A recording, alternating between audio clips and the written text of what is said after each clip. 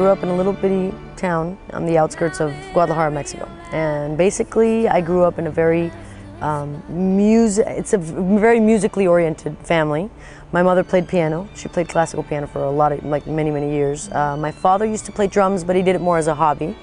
And my brother and I were always sort of doing the whole garage band, trying to figure, where we really fit in. And basically, I crawled up on the piano when I was 3 years old, and I loved it. And I just thought, this is my slot. I really thought, I really like this.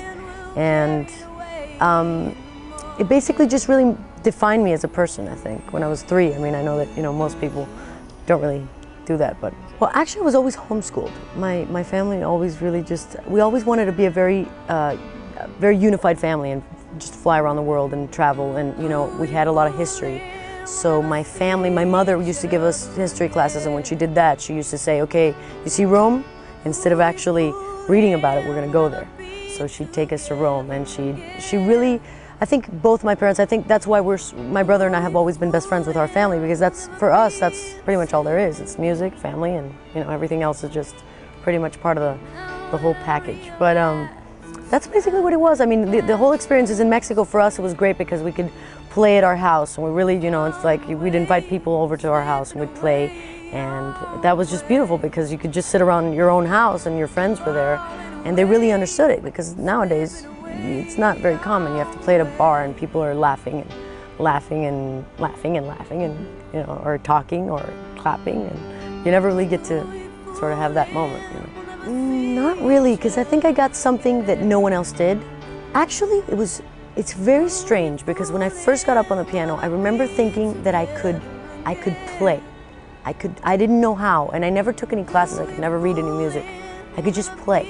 And I could really sort of, I could hear something, and 2 minutes later I could play it.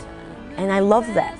And I love writing down lyrics that really sort of experiences that you don't have at that age, at 6, at 7, at 8. You should be out in a sandbox somewhere, messing around. And I never had that. And when kids were coming over to my house, ringing the doorbell and saying, hey, can she come out and play? My mom would say, yeah, sure, come in. And I'd be on the piano and I'd say, you know what, guys? I don't need it. And I really didn't. So that's, I think, why I don't think I missed out on anything. It's like the music and that piano, it's just, I still have it down in Mexico. And when I go back there, I'm like, I wrote so many songs on that thing. And you touch any key, and it's hardly any, it won't give you any problem to play it, because it's like it's like water. Because I played it so hard for so many years. I remember someone told me one time, play it loud, play it hard, play it, like just hit it. And I remember sitting there and hitting it really hard. And for me, that's what life was about. It wasn't about how nice you looked or where you went or who you knew. It was what you could say with your music.